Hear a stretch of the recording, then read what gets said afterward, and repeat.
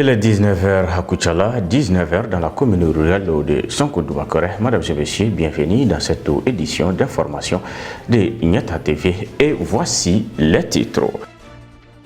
Le prix des produits pétroliers connaîtra une augmentation très bientôt. Le directeur général de l'ONAPO et le président de la Chambre de commerce et d'industrie du Mali donneront plus de détails dans ce journal. Une cérémonie d'hommage et de prière a été organisée ce samedi 16 juillet pour le repos éternel de l'âme des victimes civiles et militaires au Mali.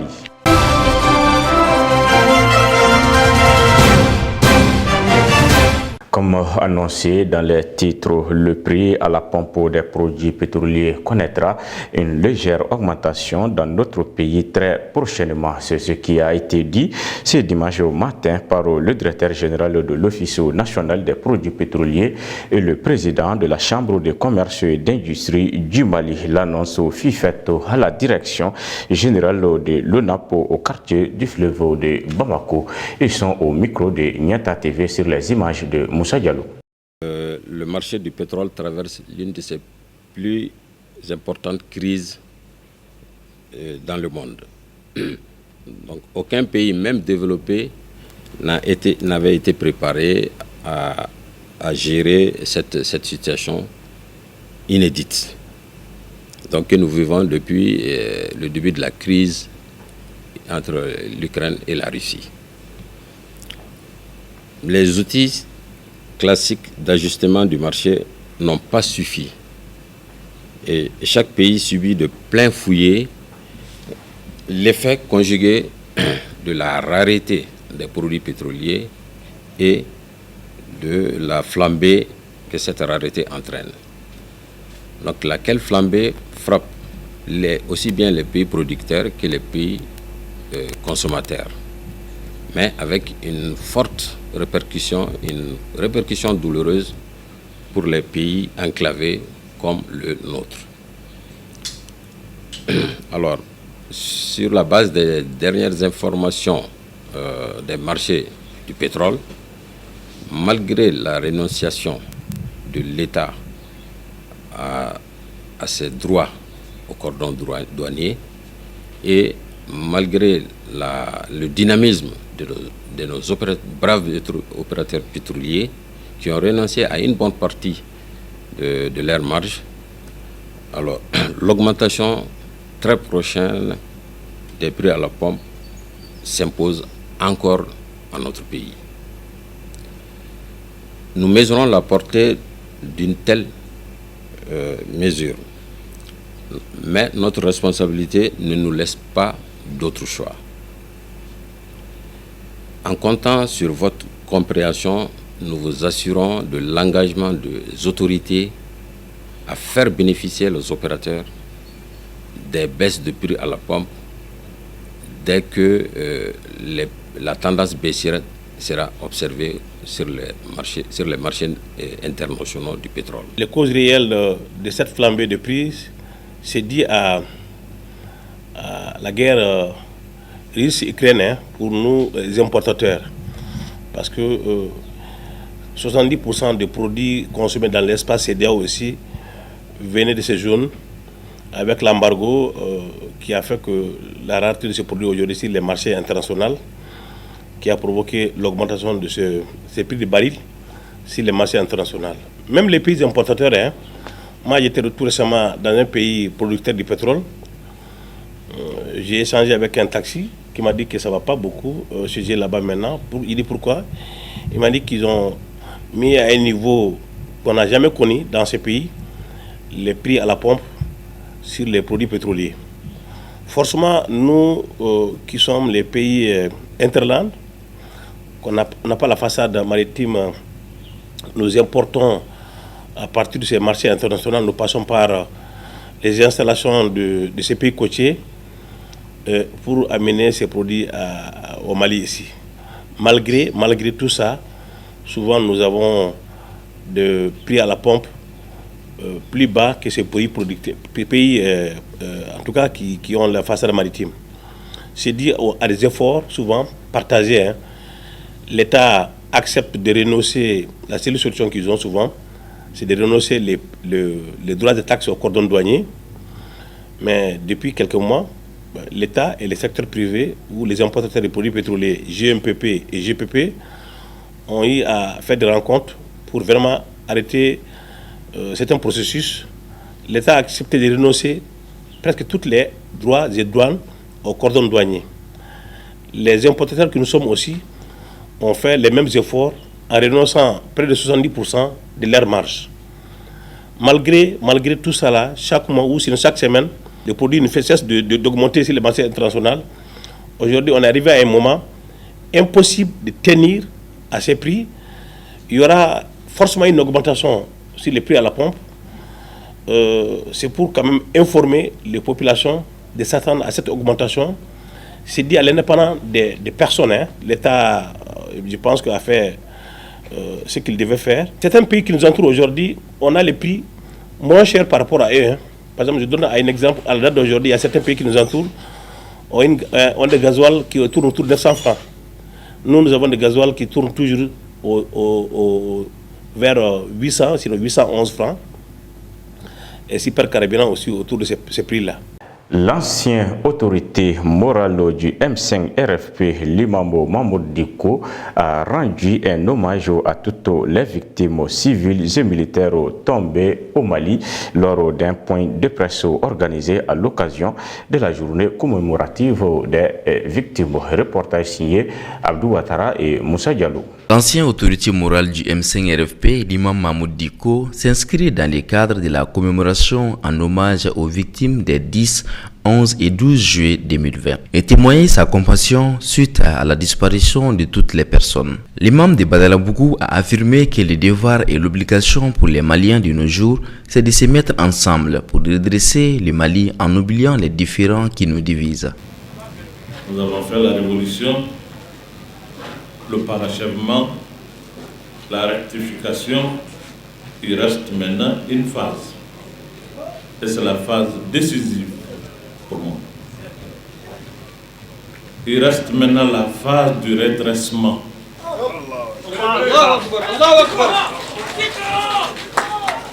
Et le redressement, du coup, à lui seul ne peut pas. Hachimi, à lui seul ne peut pas. Chougel, lui seul ne peut pas. Personne à lui seul ne peut redresser cette situation. Nous avons le devoir aujourd'hui et l'obligation de nous mettre ensemble pour redresser cette situation.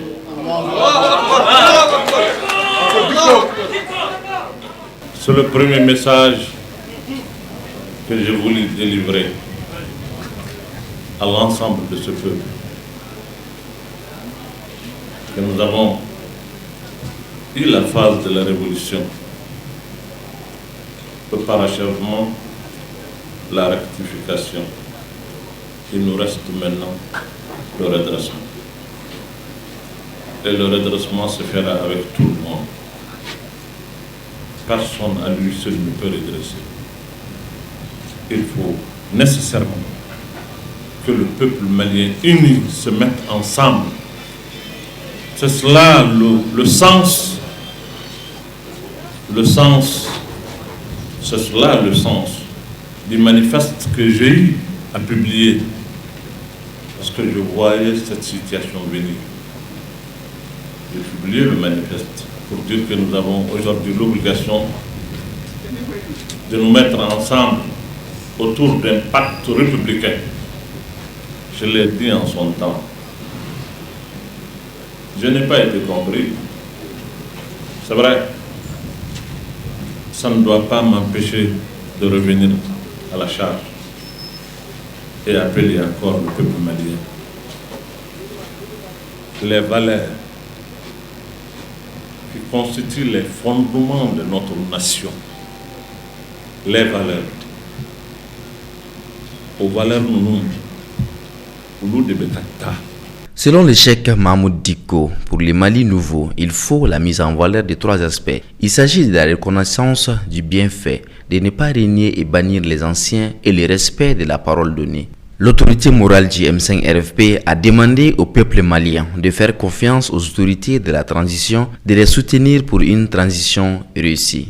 Le conférencier a demandé la cohésion et le vivre ensemble dans notre pays.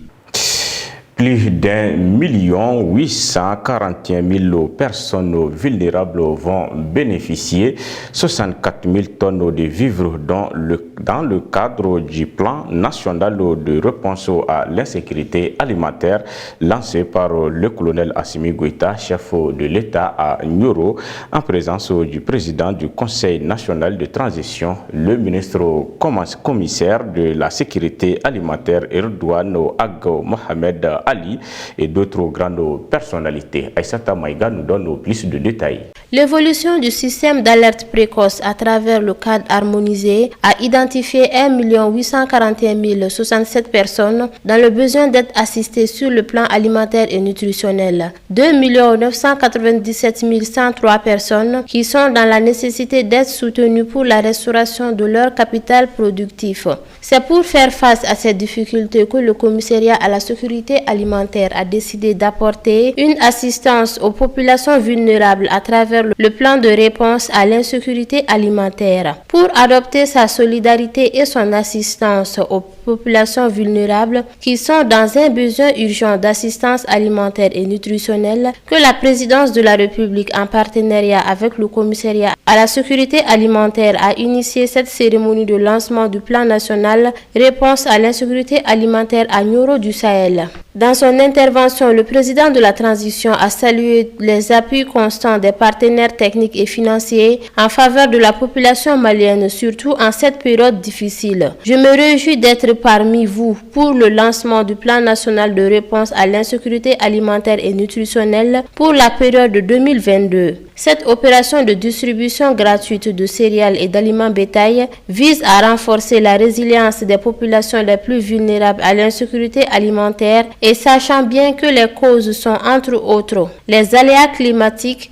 mais aussi des conflits intercommunautaires. L'assistance humanitaire à nos populations est un devoir régalien pour les autorités de la transition et cela va se faire en tout lieu et en toutes circonstances, a-t-il précisé, avant d'ajouter qu'il va instruire le gouvernement de veiller à une gestion rigoureuse de ces stocks afin qu'ils puissent arriver à leur destination. Auparavant, Bart Ouvry, ambassadeur de l'Union européenne et représentant des partenaires techniques et financiers, a indiqué que la crise alimentaire et nutritionnelle s'aggrave malheureusement. Selon la dernière analyse du cadre harmonisé, 1,8 million de personnes seront en insécurité alimentaire aiguë pendant cette période de soudure 2022 et auront besoin d'une assistance sociale. Pour Redouane Ag Mohamed Ali, ministre commissaire à la sécurité alimentaire, le lancement du plan national de réponse à l'insécurité alimentaire de l'année 2022 se tient dans un contexte alimentaire et nutritionnel globalement peu satisfaisant à l'échelle nationale. Présageant d'une activité de la situation, les autres autorités du pays ont placé la sécurité alimentaire au sommet des priorités de l'État. Dès lors, des efforts louables ont été très tôt entrepris à différents niveaux afin d'amoindrir les effets de la crise.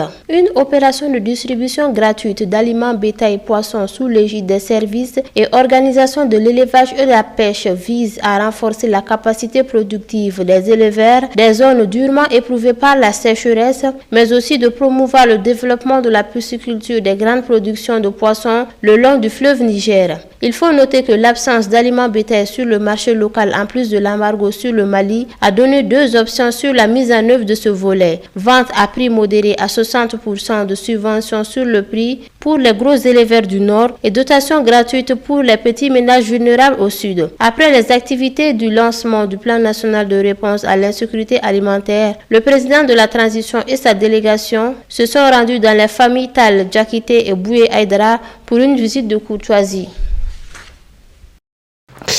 Même si la force française au Barkhane a contribué en quelque sorte à la lutte contre le terrorisme au Sahel, particulièrement au Mali, cette force est priée de quitter le sol malien après avoir été ambiguë dans son intervention auprès des militaires maliens. Aïssata Maïga.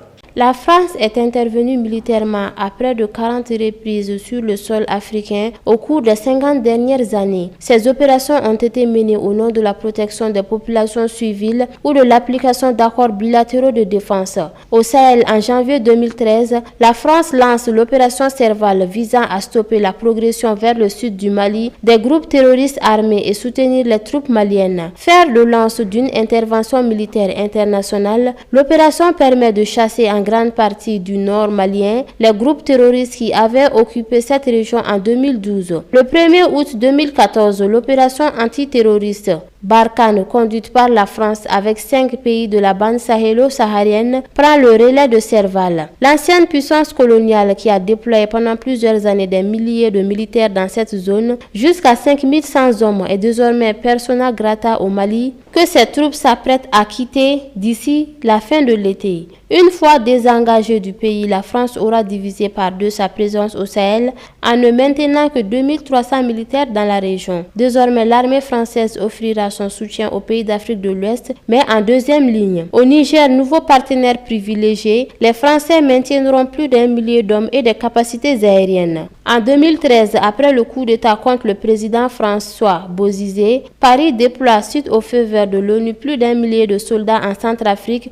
dans le cadre de l'opération Sangari pour y faire cesser les violences intercommunautaires. En Libye, dans le cadre de l'OTAN, intervention militaire française Harmattan menée aux côtés des Britanniques et des Américains pour protéger les populations civiles contre les forces du colonel Muammar Kadhafi. Jusqu'à 4200 militaires français, 40 avions, une vingtaine d'hélicoptères et 27 bâtiments de la Marine nationale sont engagés dans l'opération. En Côte d'Ivoire, en 2002, la mission française Licorne visant à protéger les étrangers devient une force de réaction rapide en appui d'une opération de l'ONU. En 2011, la France joue un rôle décisif dans l'arrivée au pouvoir d'Alassane Ouattara au terme de 6 mois de conflit avec le président sortant Laurent Gbagbo. En 2015, après 12 ans, la force Licorne se transforme en force française en Côte d'Ivoire qui servent d'appui aux troupes luttant contre les groupes terroristes au Sahel. Au Tchad, avec la base française de Djamena, c'est une plaque tournante des opérations extérieures de la France en Afrique. Après une intervention au Tibesti en 1968-1972, les soldats français au Tchad ont mené notamment l'opération Manta pour contrer une offensive d'opposants appuyée par la Libye. Depuis 1986, la France maintient à Djamena un dispositif militaire à dominante aérienne baptisé Épervier, qui a pris fin en août 2014. Le Tchad héberge aujourd'hui l'état-major de l'opération. Au Zaïre, en 2003, opération Artémis en Outuri pour mettre fin à des massacres avant le déploiement des casques bleus. Aux Comores, en 1989, des soldats français débarquent après l'assassinat du président Ahmed Abdallah et la prise des contrôles du pays par les mercenaires du français Bob Denard, contraints de quitter le pays. Au Rwanda, en 1990-1993, la France envoie dans le nord-ouest jusqu'à 600 soldats après une offensive du Front patriotique rwandais. En 1994, 500 parachutistes évacuent plus d'1 millier d'étrangers après la mort de Juvenal Habyarimana et le début du génocide qui fera quelques 800 000 morts, en majorité des Tutsis. C'est la fin de cette édition. Merci à vous de l'avoir suivi. Bonne suite des programmes sur Nieta TV.